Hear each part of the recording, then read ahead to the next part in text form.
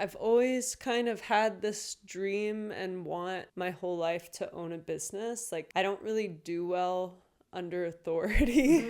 I'm best as my own boss. Well, I think what separates this gym from other gyms is how diverse and welcoming it is. I think like most of my albums are just a little chaotic.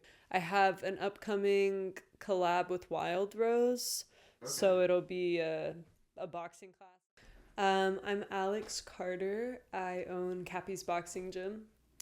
And yeah, I'm also a musician, Topo.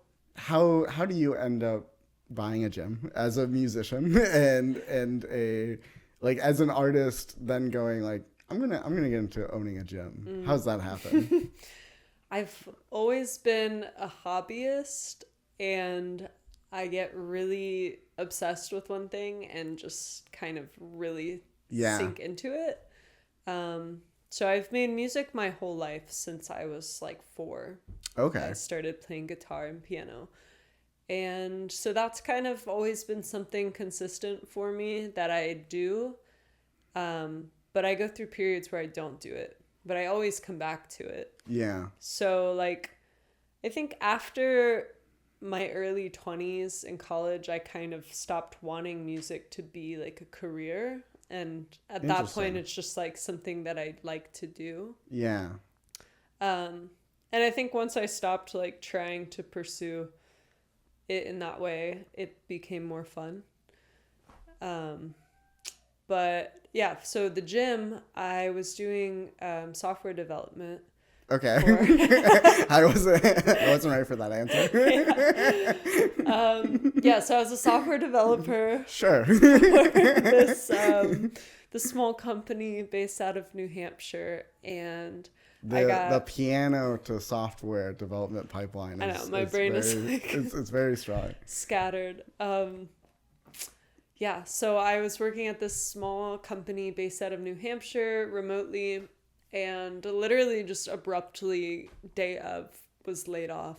Really? And I had been there for 2 years. It was a 2-minute long Teams call, and by the time it ended, my account was deactivated. Oh, no. I had no warning, nothing. They just said, we're terminating your position. And I wasn't the only one. But that was the second time in 3 years that a corporate job had day of abruptly let me go for no reason. Wow. And like the only reason people do those jobs really is for stability. Yeah. It's like you want the salary, you want the health insurance. Yeah. And then I was just like, I don't even enjoy this. And clearly it's not stable because I'm unemployed again after 3 years of being in the workforce. So that was when my priorities kind of started to shift. I had decided just to take the 6 months unemployment and just kind of chill. Yeah. And I had been going to Cappy's for like a year boxing during that time. And so once I got laid off, I had a lot more time on my hands. And one of the coaches there had suggested that I start coaching. Oh, okay. And so I started doing that. I trained, and then I started coaching a few times a week. And that was just, something to do while I was unemployed. Yeah. And then as I was approaching my 6-month deadline of my unemployment running out, and I had 6 internal referrals to software jobs. Yeah. No interviews, like nothing was working. I could not get a single interview for a new job. That was when the past owner said that he needed to sell the gym. And I've always kind of had this dream and want my whole life to own a business. Like, I don't really do well under authority. I get that feeling. I don't always work well with others. So I'm best as my own boss. Like I'm very self-motivated and self-driven, and I don't need other like structural things. Yeah. And yeah, so it's always been like a loose dream of mine, like maybe I'll own a restaurant one day because I love to cook, and I don't know, I just always thought I would own some sort of business. So when he said he was selling, and I asked him how much, I started just kind of thinking, like, is this actually possible? Started looking into like business loans and what it actually takes to purchase and run a business. Yeah. And the more I read it, the more I was like, this seems actually doable. And also it's like, he's like a normal guy, you know, if he can do it, I can do it. And so yeah, it just kind of happened. It just worked out.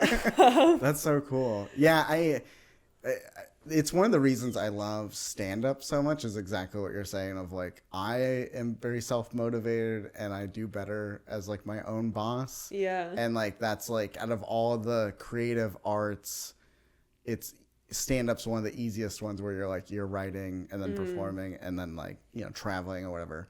And so, yeah, I get that understanding. And it's also why I played music as a kid, but I never really enjoyed being in a band for those reasons, where it's like you're working with like a team and everyone has different motivations of what they want to get done. It's hard to find people that have like the same end goal and like also will actually show up and do it. Yeah. And that's like not only one time, but all the time. Yeah, all the time. Exactly. And I've just never really found that when looking for it. So I've kind of always just been on the mindset of like, I'm just going to do it myself. Yeah. But now I can't really think that way. Like, I have a staff, and really I wouldn't have been able to like start running the business so smoothly or take it over without their support and their help. So it's kind of like I'm transitioning into a new mindset of being in a team.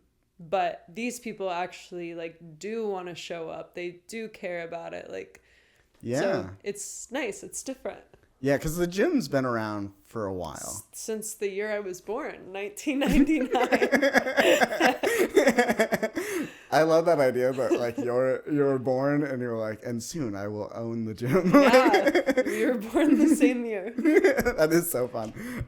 Okay, so I mean, yeah, so it's been around for a while. So it sounds like there's a real community built around it. Mm-hmm. So it's like, of course, everyone is probably really motivated to make sure this thing continues. Right. And you've owned it for 30 days or so? Like, how long have you owned it now? Almost 2 months. Almost 2 months? Okay.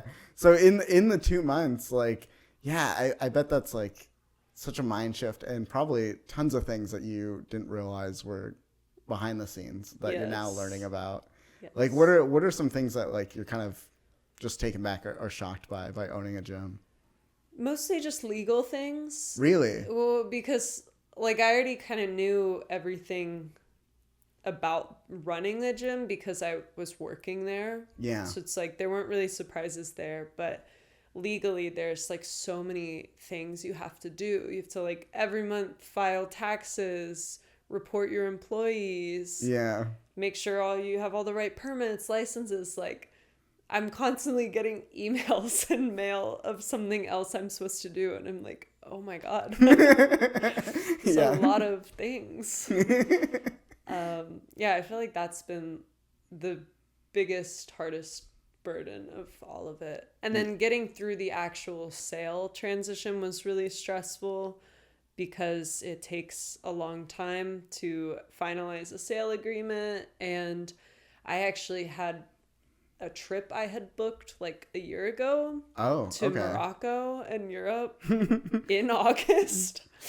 And it was like this kind of thing where the owner, he had to get out. He needed it sold, but I already had this trip planned to be out of town. So then I basically bought it and then left for 2 weeks, which was really stressful. I can imagine. Just on another continent. Which it ended up working out. The staff was super helpful and they made sure everything was okay, which was great. But yeah. Were you able to like relax on that vacation? Like, not really. Yeah. Yes, but also I was kind of in the back of my head just anticipating all the things I had to do when I got back. Yeah, I bet. So, yeah, but I also feel like it was healthy because I think a lot of people who own small businesses struggle to like step away Oh, for and sure. take trips and stuff. Yeah. And I'm like, okay, if the first 2 weeks, new ownership, like the literal most vulnerable time, if it survived and everything was fine, I can probably like take a vacation. Yeah. You know? Yeah. And then is there things that you're like working on changing, or like things that you're really motivated to kind of get to the next level or shift? Yeah, I wouldn't say there's huge changes. I mean, I have made physical changes inside. Yeah. Just kind of reorganizing, making it how I want it. But right now, my biggest priority has been community based. So I've been trying to link up with a lot of other small businesses in the area and host events with them and just give a lot more opportunity for community. Yeah. So that's kind of where I'm at right now. Down the line, I would like to have a competitive sparring team again. I'd like to start offering massages at some point. So there are a lot of things kind of in the back of my head that I want to get done. Yeah, and that's why I think like creative people are the best business owners. Yeah, it's like because there's endless possibilities. Yeah, because as soon as you started saying all that, my brain was thinking I was just like thinking about like the different, you have an event space. That's what I was about to say. I don't see it as like, oh, it's a gym. It's like, this is an event space. Yeah. Someone emailed me asking if they could throw a hardcore show, like in the ring. And I'm like, that sounds awesome. Go for it. Yeah. That would be so cool. Yeah, because my brain was always like, could comedy happen? Like immediately. I mean, yeah, could. Right. But that's interesting. Like, what kind of like events have you been like working on or have been happening in the community? So I have my big event I'm planning right now is November 8th, and it's kind of a new ownership celebration. Okay. So it'll be a sizzler, which is just like another name for a unsanctioned fight. But it's going to be drag themed. So I'll have people in drag fighting like in their drag persona. And then I'll have other bouts too that are just for the people who don't want to dress up. Okay. And we'll have like drag queens perform in between. It'll just be like a fun big event. Yeah, I'm in. Yeah. I'm like, immediately I was like, I'm free November 8th. I'll be there. That sounds fun. Yeah. So that one, I'm trying to put something together for Hispanic Heritage Month. Some sort of like Latin Zumba dance class, community event. Nice. I have an upcoming collab with Wild Rose. Okay. So it'll be a boxing class, and then we go to Wild Rose after for drink specials. And we're hoping to make that a monthly thing. Yeah. So I've got a few things in the works. That all sounds fun. That's great.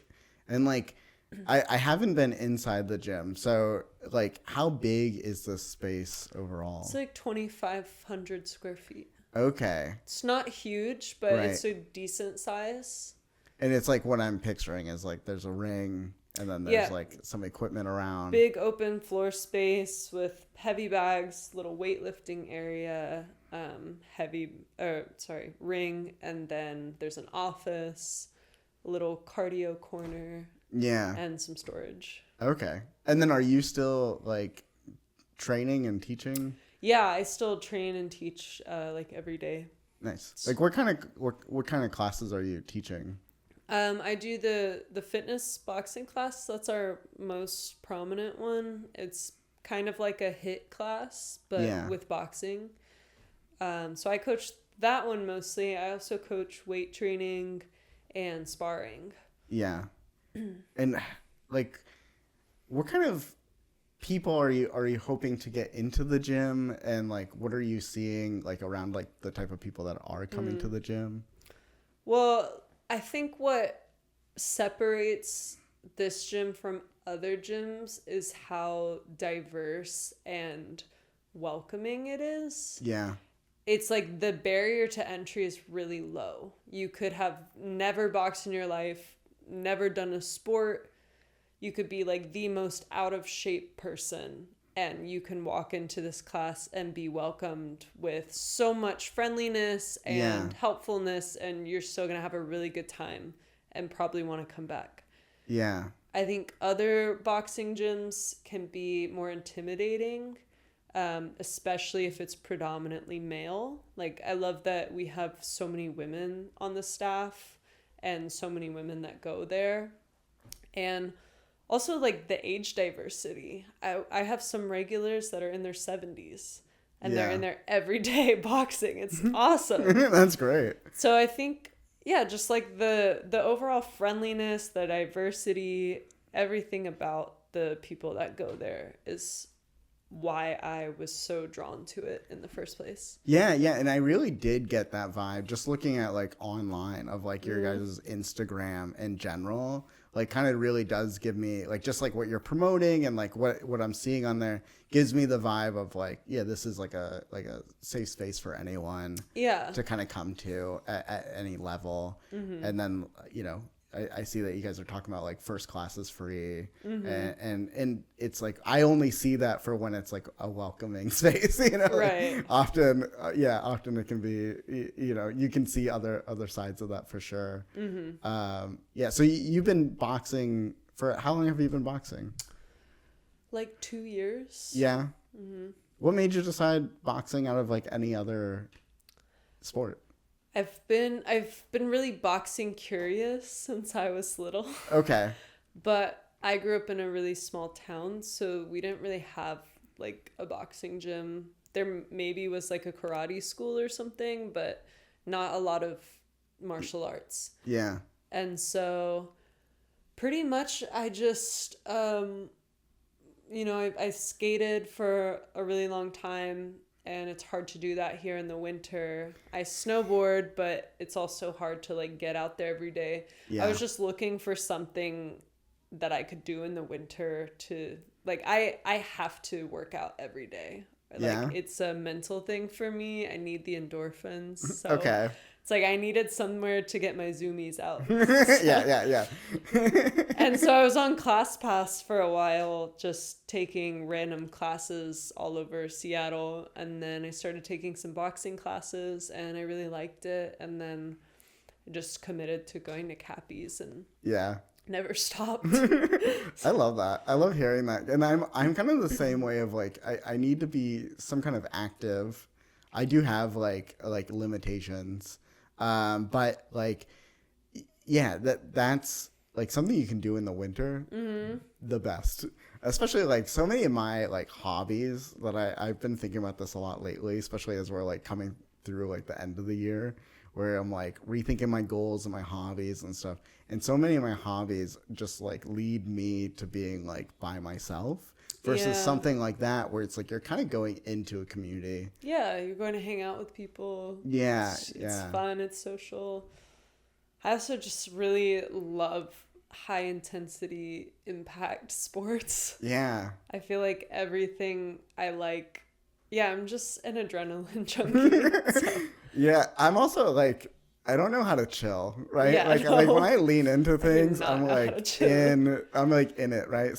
And then I guess, like now that we're towards the end of the year and you are a gym owner, and I'm sure that probably wasn't top of mind in January.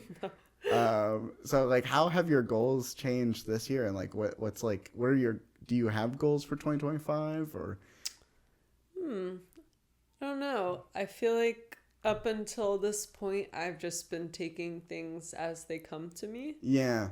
And rolling with it. So I don't know that I've really had like a set goal.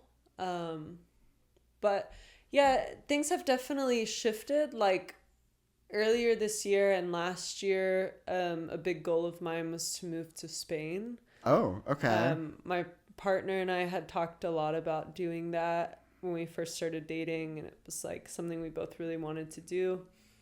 And now, obviously, I can't do that.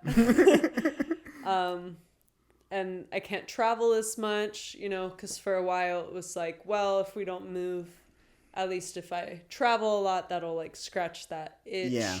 But now I'm gonna have to cut back on traveling for a while, at least a few years. So I guess those kind of goals and priorities have shifted. Yeah. I would still like, I think ideally one day I would have like a seasonal home somewhere else.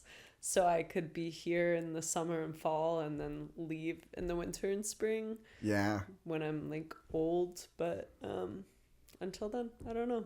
I love that idea. I also think about that too, where I'm like, I get deep in the idea of like, what if I bought some land and I just put an RV out there? That'd be awesome. And then like, that's like, you know, maybe it's the summer home, maybe it's the whatever, you know. Be sick. Yeah. And I like definitely catch myself thinking about that. And I love to travel, but like, why Spain out of all the places in the world? My girlfriend is half Spanish, so she's always wanted to live in Spain. I'm part Colombian, and so I've always just wanted to live like in a Spanish-speaking country and experience that and just live more in the culture. And so I would love to live in Colombia, but at the time, Spanish was easier for like younger people to immigrate to and kind of succeed, I guess. Like, I think there's a lot of people from all over that moved to Spain versus Colombia would have been a little bit harder of a transition, I think. So that was just where we decided. Yeah. And then you're not from Seattle. No, I'm from Georgia. Yeah. And then how long you've been in Seattle? 4 years. Okay. And then like, how do you feel about Seattle as a whole?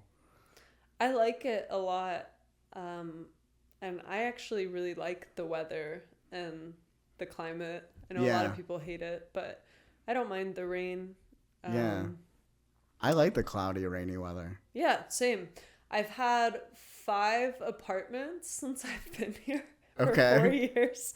So I feel like I've kind of lived in a lot of different neighborhoods. Okay. So you've taken it in. Yes, I've lived in U District, Eastlake, Beacon Hill, Seward Park, now Madison.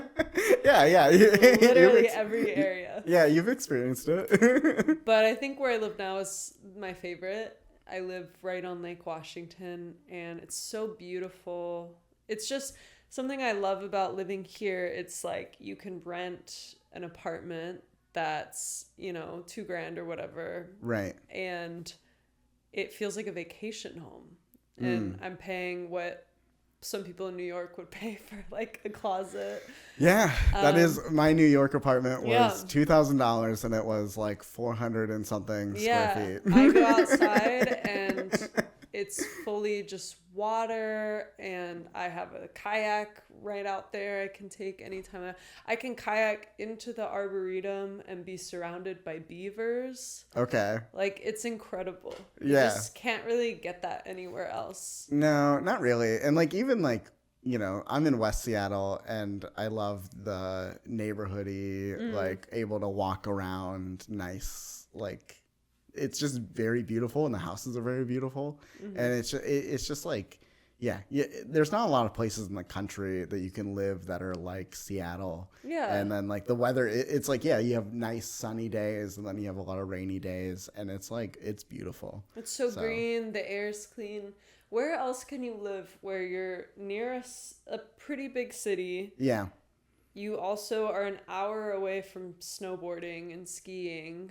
Yeah. Or you can go jet skiing or get on a boat. Or you can go to a beach and go surfing like 2 hours away. It's just, you can literally do anything. And then do you watch UFC and that side of like I martial do arts sometimes. I'm not like very well versed in, you know, the fighters and stuff like that. I've never been like, I like to watch sports, but I've never been really passionate about a team or following players kind of thing.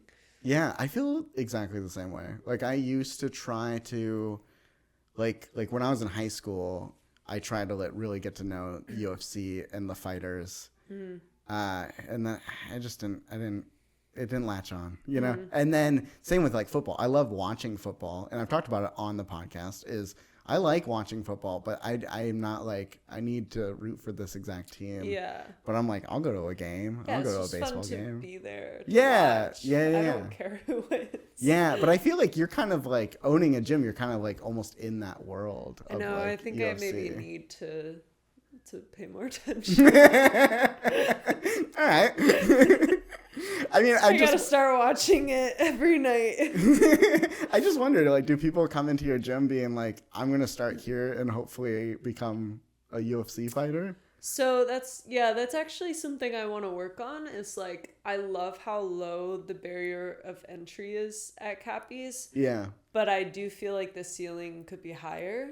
Like, I don't think people really view it as somewhere to train to become like an amateur fighter or something. Yeah. And I'd like to change that. Like, I want both options. There's other gyms that people specifically go to train because they want to fight in sanctioned fights. Yeah. And we used to have a competitive team a while back, and that went away. So. And what's that mean, have a competitive team? Like, you have a team that trains and you find fights for them and they compete.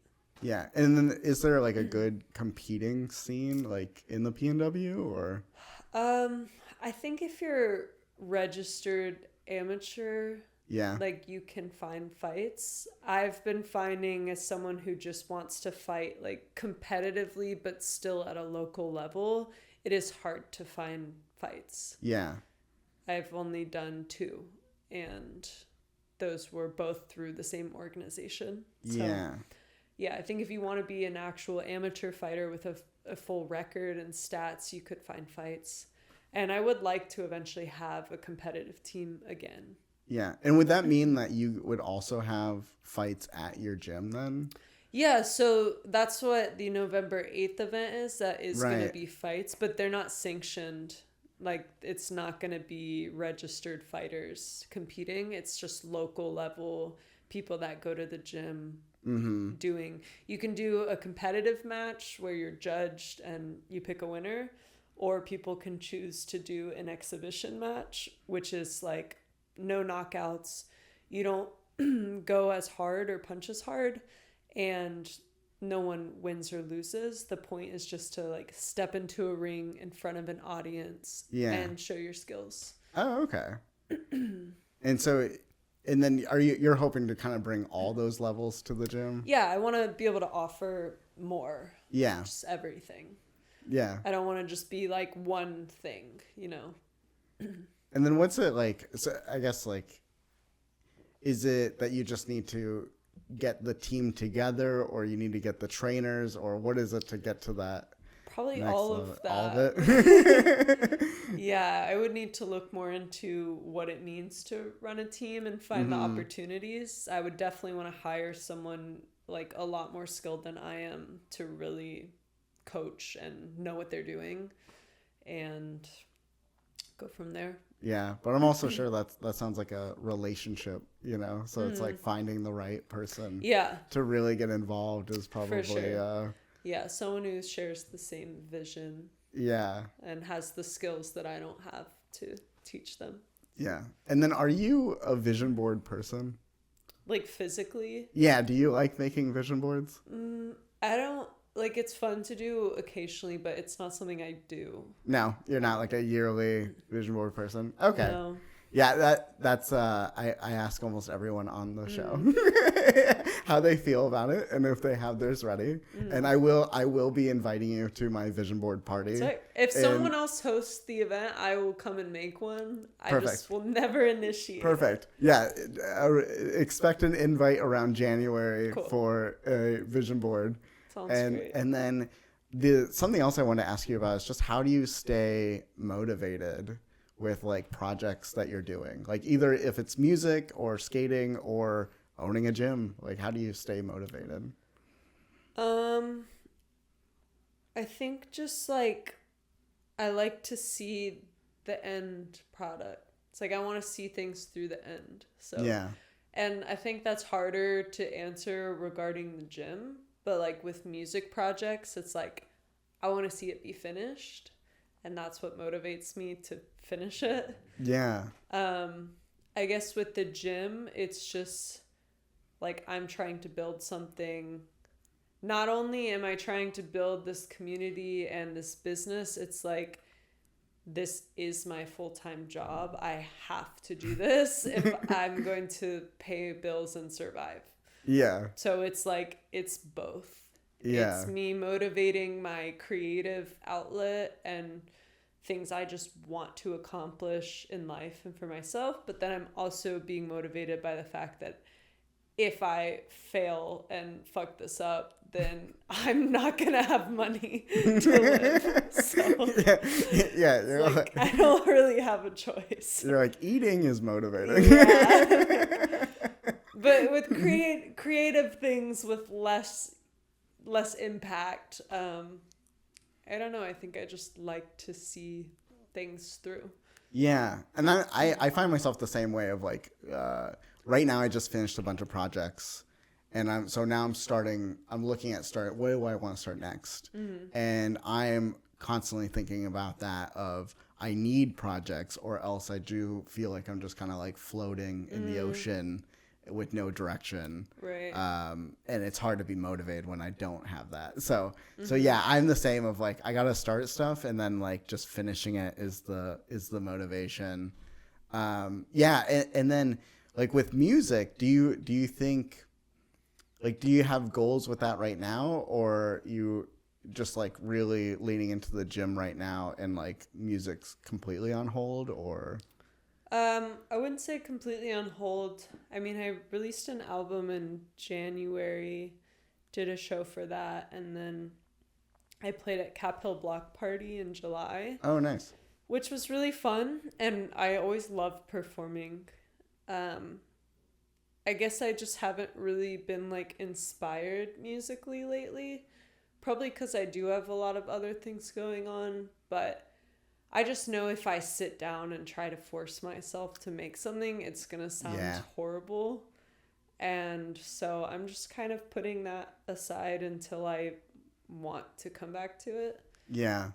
And that's how I approach like jokes too, is like I don't really sit down and write anymore. It's like I just let it come to me, and then I'm like, oh, that's like the new nugget of something there. Exactly. And again, I'm not trying to, be a pop star. So it's like, it's fine if I don't write for a year and then in a year I get super inspired for a few months. Like that's usually what happens. Really? And that's fine. I'll release it. I'll do my yearly show at Block Party. It'll be fun.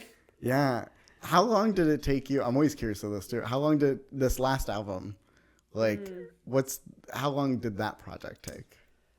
Let me think. Some of the songs were like old songs that I just never finished or released, and I went back and finished them. But like with the new material, probably like a few months. Oh, okay.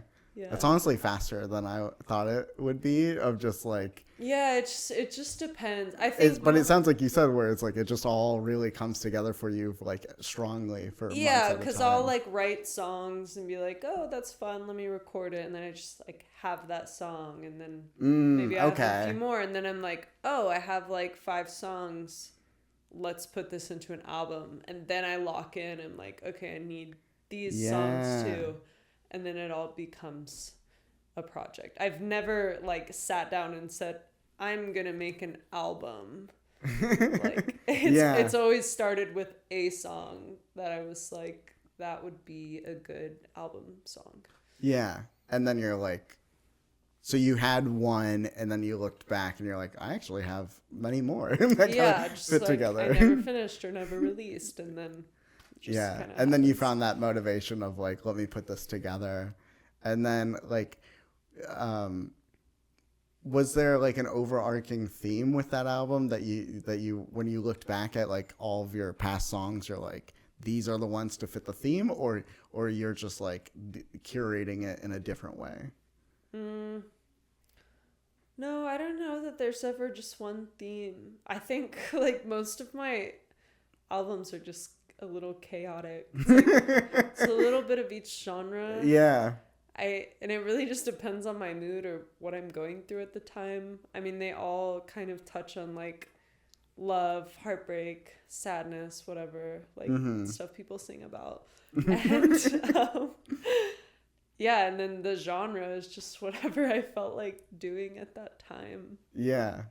I love hearing that. I love like just getting inside of like how artists think of, because we all make albums. Yeah. We all have different projects, but it's like the approach is always so different.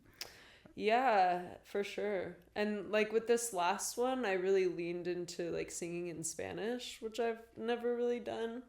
And so that was kind of a new obstacle, like making it harder for me to write. Yeah, I can't even imagine. Yeah, that was like a fun new creative element that I felt just kind of leveled it up, made it like more personal and just more challenging, I guess. Oh yeah, for sure. I mean, that's like a whole new element to it. Like, yeah, you just like hard. That changes everything. Yeah, that's super impressive. And then to kind of wrap this up, like where can people find you online? Instagram, Topo Chica, TOPOH Chica. Cappysgym.com if you want to check out the gym. And yeah, I think that's pretty much it. And then I always like to ask, like, where do you like to spend your time? Is it Instagram? Like my time online? Yeah, your time online. Like, where do you spend your time? Definitely Instagram, TikTok. Probably too much TikTok. Yeah. I feel that. Try to keep it under control. Sometimes Facebook. Okay, cool. Thank you so much for doing the show. I appreciate it. Thank you for having me. Yeah. It's been fun. Yeah, it's been fun. And I've been your host, Zach Lyman. This has been the Zach Lyman Podcast. Outro music.